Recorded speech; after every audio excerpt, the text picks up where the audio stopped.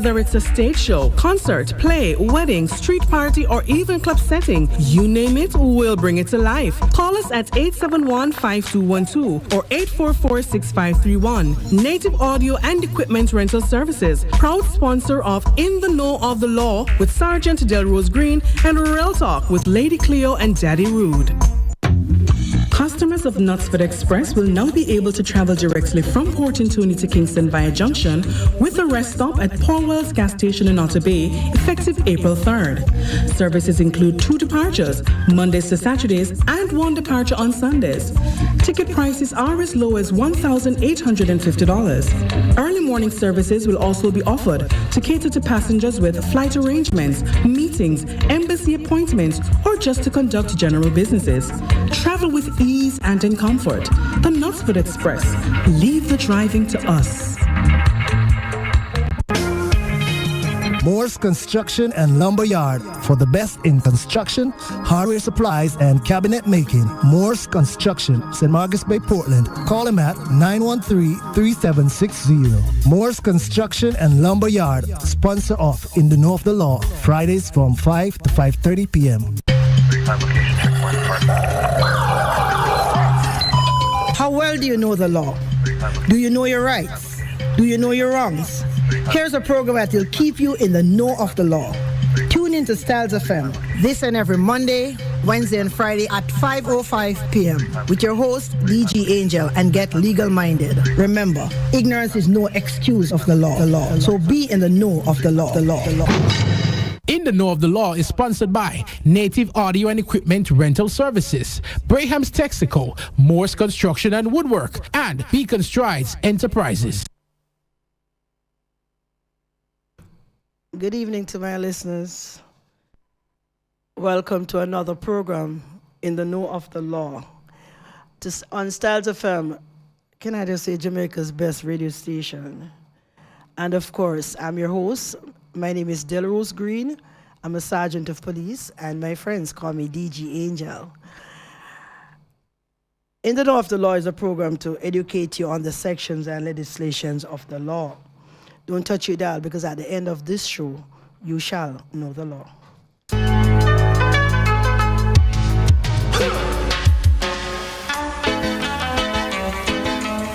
boys, what you want? What you gonna do when Sheriff John Brown come for you? Tell me what you wanna do, what you gonna do? Yeah, bad boys, what you gonna do? Welcome back to another program in the Know of the Law on STYLZ FM Jamaica's radio. I want to say thanks to my kind sponsors this evening, Native Audio and Equipment Rental Services, and Native Audio and Equipment Rental Services, Beacon Strides Enterprises, Braham's Texaco, and Moore's Construction and Woodwork Shop.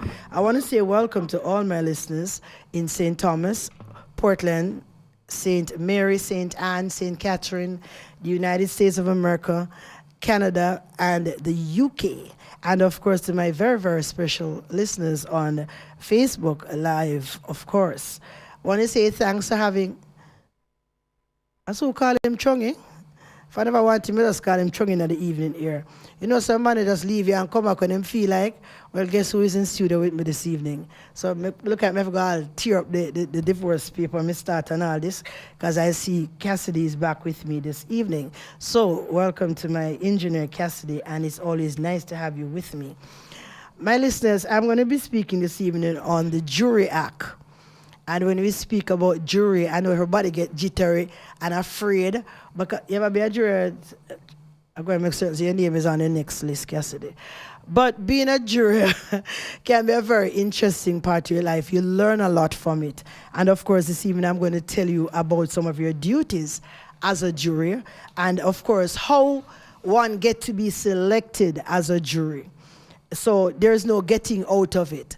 Because from you are 18 years old until you're 70 years old, you can be elected as a jury. And I can just tell you that it's a very, very important role to play. And your jury duty is, in Jamaica, persons accused of certain criminal acts are judged by a jury or their peers. This was inherited from the British government. And of course, you know, a lot of our laws came from that side. How does one come about selecting you as a juror? Compiling the jury list is the Director of Elections periodically sends an updated voters list for each of the parishes to the Superintendent of Police in charge of each parish. And then the superintendent then sends a copy of the list to the, we used to call them resident magistrate. They are now parish judges for the parish, who is in the chief judicial officer in the parish.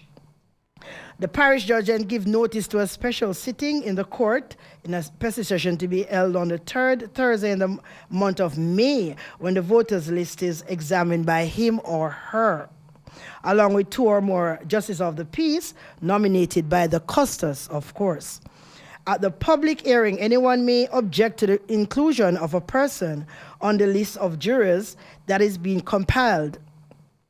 And for example, the superintendent may inform the court that a person on the voters list has died or is incarcerated in prison for a long period of time, and that name would be excluded from the jury list. On the third Thursday in August, a final settlement is held to finalize the jury list. This list will be the one that will be used. So if you are a living human being and you are a Jamaican, you are on the voters list, you know, go around and take up the census, and everybody glad to give up them census and all these things for many reasons.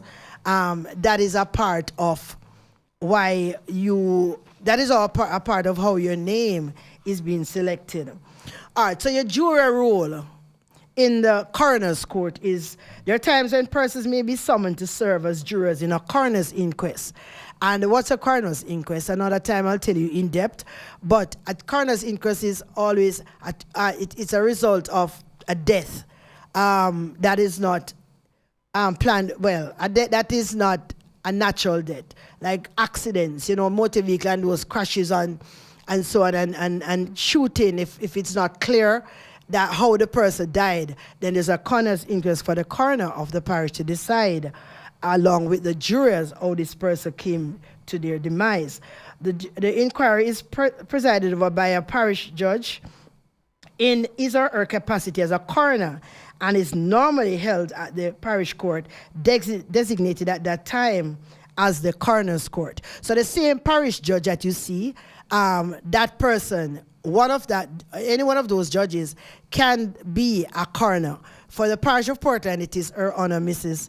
Marjorie Moyston, who is a coroner for the parish. So although we have 3 judges for this parish, it is one judge that is really a coroner for the parish. At the hearing of a coroner's inquest, there is no one charged with an offense, so the jurors will not see an accused in the dock. Unlike a criminal matter that you'll see the accused person sitting in the dock, then there's nobody to sit in the dock in a coroner's inquest, because it is to determine if somebody is to be charged for the person that is deceased. Evidence is presented to determine the cause of death of the person. Based on the evidence, if the jurors are of the view that someone is criminally liable for the death of the deceased, then they shall say so. If the person the jurors believe to be criminally responsible is known, then they are required to name that person. The consequence of naming the person is that the person named may be charged with the relevant criminal offense. So therefore, if somebody is an inquest is going on and they said, okay, it is as a result of the Delrose driving carelessly why such and such a person came to her death, then of course, then I would end up charging for manslaughter, so to speak. Jury panel for selection process. Now we have, I think one of the court, the court that persons are very timid of being jurors for is the circuit court. And that's a court that deal with serious matters. So sexual offenses matter like rape and sexual offense of a person under the age of 16, and all of those sexual matters, as also matters of like wounding with intent, murder, assault, occasioning actual bodily harm. All of those serious offenses are dealt with in the circuit court, and as such, they impanel juries to deal with them. Now, for the persons that have to for treason and murder, then it is 12 persons are required to sit as jury for any matter dealing with treason or murder. And in all other matters, then it is actually 7 jurors that are sit to deal with the other matters, like, you know, wounding with intent, sexual offense with a person under the age of 16, assault or GB arm, and so on. It is a 7 persons are selected to be jurors. How it works is that after you select the 7 persons, then one of the person is elected to be a foreman, or, well, not forewoman. So even if it's a female, then the person is called a foreman. Each term before the circuit court commences in a parish, the registrar of the Supreme Court prepares panels of jurors for all circuit courts from jury lists. The registrar then issues to the Commissioner of Police a writ requesting him to serve the persons named in the writ a summons to attend and serve as a juror at the circuit court. The commission is required to issue the summonses and have them served at least 21 days before the commencement of the circuit court. The writ is then returned to the registrar of the Supreme Court, who will transmit the panels of the jurors to a clerk of the court for the parish. The clerk of the court is a person who acts as a registrar to the circuit court in the respective parishes. So, of course, in the regular parish courts, we have clerk of courts that act. But in the circuit courts, you have Crown Counsel, that's from the DPP's office, and then you have the registrar who acts similar to how the clerk of courts act, but they are referred to as the registrar. The jury in a trial are randomly chosen from the panel. During the selection of the jury, the prosecution and the defense have the right to challenge any juror. Let me pause and explain that for you. So what they do is to put each person on the jury list has a number. So they name it, suppose it's 500 persons on the list. Your name is randomly placed from 1 to 500. And each juror, each person has a number. There is a box with marbles, and on each marble, there is a number is on the marble. So they actually spin that box, pick out a number, call it, and of course, if your name is called, then you are selected. But of course, the defense counsel, the person that represents the accused person, has the right to challenge that person, as also the Crown has the right to challenge. What I mean by challenge, suppose I have there's a criminal matter, and of course, when I call up Tom Jones' name, the criminal, the defense lawyer knows that Tom Jones probably lived near the person who, was murdered. Then that person can say, no, I challenge. There are certain amount of challenges, though. I don't quite remember how much time you can challenge. But then if you can challenge, and also in this process, the accused person has the right to indicate to his or her lawyer that I don't want that juror. And if he say, I don't want that juror, then the defense counsel stand and say, my lord, I challenge. And of course, that person is asked to stand down. As also, Crown Counsel can also challenge the person. And as such, that person will not be used for juror for that period. The next program I have, I'm going to continue with the juror, because there are certain things I want you to know in depth about this process. And as such, one program would not permit me to tell you actually everything about the jury system. In the cases of murder and treason, as I just told you, there are 12 persons There are 7 challenges. Okay, the document did say, in the cases of murder and treason, there are 7 challenges for each accused without stating a reason on the other side. Just told you that. I didn't remember how much, but the document does say 7. So, Tom Jones is charged for murder, and each time a juror number is called. So, number 255, the number is called, and when they search the juror list, they see that on the 255 is Delrose Green. They call up Delrose Green, and I come forward. The accused man indicates to his lawyer that I don't want her. The defense counsel at the lawyer stand and say, I challenge. So 7 times they are allowed to challenge. After 7 times, you have to give a reason why you don't want the person. So in other words, you have 7 free challenge. That if you challenge this person, that I don't want this person, I want persons 7 times, you don't have to explain why. But after 7 times, there has to be an explanation. And it is the same thing on the side of the Crown. Crown Counsel challenges, and of course, they have 7 times the challenge as it relates to the treason and murder. In other cases, each side has 5 challenges. So it is for only murder and treason that you have 7 challenges. For the other matters that I told you about, for the 7 jurors, you have 5 challenges. If a juror is to be challenged thereafter, the person challenges must state a specific reason. So I can get up, in a murder and treason, defense counsel can challenge 7 different persons. I don't want her, don't want him, don't want her, don't want him.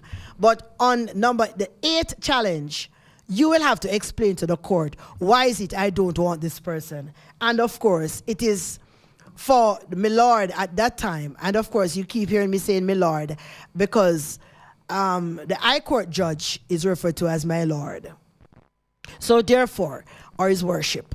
But so therefore, that at that time they will have to give an explanation to my lord why they don't want that person to be used. Jurors who have been challenged would be asked to stand down for that trial, but may be used in other trials.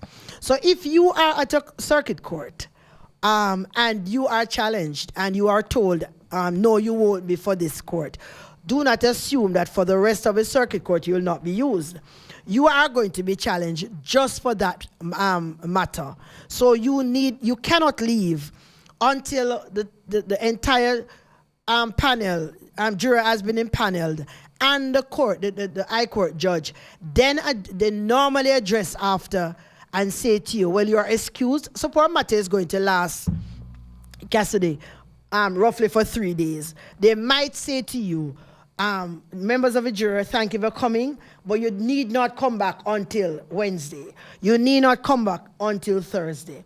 And of course, for the persons that are worrying about your employees, I am going to explain to you, probably not today because I say it's a little lengthy to explain, but I'm going to explain to you your rights if you are summoned as a juror as it relates to employment.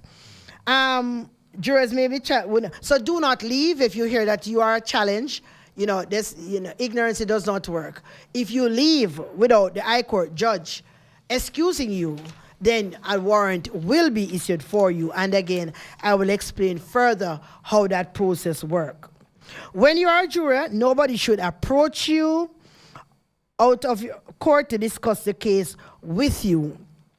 If anyone attempts to do this, you should inform the judge or someone in authority. And of course, please do not say, Angel tell us, during court one, somebody talked to you outside the courthouse, and if you just step back in a court and say, Judge, somebody just talked to me out the door. Don't do that. You'll be charged for contempt of court. Even on a L rule there. So you come back inside, or if it's another day, you come and you make certain. Can I speak to the registrar? Can I speak to Crown Counsel? Or if you don't remember the terms, so I can speak to the person in charge of circuit court. Well, of course, they wouldn't take it to the judge, so it would be Crown Counsel who you would speak to. And you would say to them that, of course, somebody has approached you. If you have any questions that I can assist you with, you can WhatsApp while I'm speaking on 453-1444. That's 453-1444. And I'll do my best to answer you as we speak. Nobody should be in any way seek to influence you as to what verdict you should arrive at. No relative or friend of the person being tried should approach you to say anything. And of course, before I go on, I can say to you too, that if you are selected to be a juror and you know that you and this person, mother, father, sister, auntie, went to school together, you also can say that to Crown Counsel that I know the accused man very well and I do not think it proper to sit on a panel of jurors for him. It is your right to make that the court known, because if afterward it is found out that, and you're a family member or you are a good friend of the family, then you never can tell what punkus and pankas can come out of that. So I am saying to you that make certain that you make it known if of course you're a family member of the person, please to make it known that I do not think it fits, sir or ma'am, for me to sit on this panel of jurors because I'm known to the family. Nobody should threaten you or intimidate you in any way when you are a juror. If anyone does, he or she could go to prison for a very, very, very, very, very, did I say very, very long time. You are also protected from threats or violence after the case. The state has obligation to protect every person who serves as a juror. So if after you sit on a panel and of course you come and you pass a guilty verdict, you ought to be protected by the state if you feel that by your decision, and it's not you alone because it's a panel of persons, then your life is in danger. You are supposed to be protected against any harm or danger. Now, interestingly, when persons are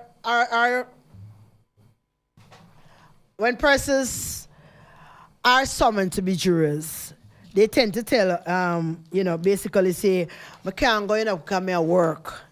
Now, let me just say to you, I'm going to take 3 minutes and explain this part of it to you. And when I'm next here, I'm going to continue as it relates to the act and in dealing with it. Now, if you are employed under Section 19D of the Jury Act, that was in December, in the 21st of December 2015, this act was rewritten. And of course, the 27th of May 2016, it was actually passed. So it is saying where an employee is served as summons upon Section 19, the employee's employer shall not refuse to release an employee for jury service pursuant to the summons, or do any of the following in connection with the employee providing jury service pursuant to the summons. They shall not deprive the employee of remuneration or other benefits, dismiss the employee or threaten the employee with dismissal, or take any other punitive action against the employee. They can't stop your pay. They can't, if circuit lasts for 3 weeks, can I tell you, they can't stop you from, and they have to pay you. There's nothing that they can do to you if you are properly served for jury duty. Where an employer who contravenes subsection 1, the employer adversely affected by the contravention may apply to the court or to the Industrial Dispute Tribunal for relief under this section. Where the court or the Industrial Dispute Tribunal, as the case may be, determines that an employer has contravened subsection 1, the court of an Industrial Dispute Tribunal may order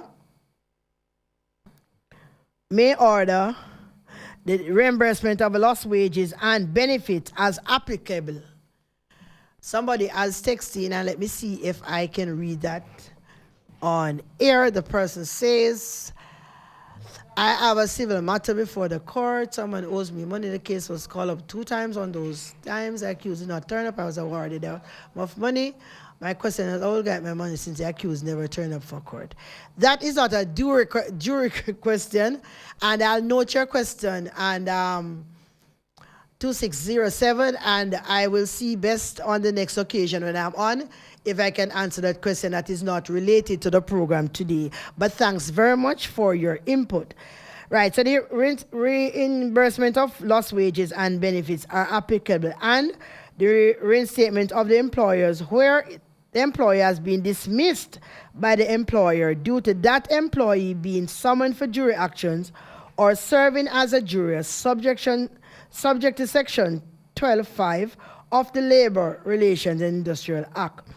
Now, this person can get themselves in trouble if they fire you or if they don't pay you.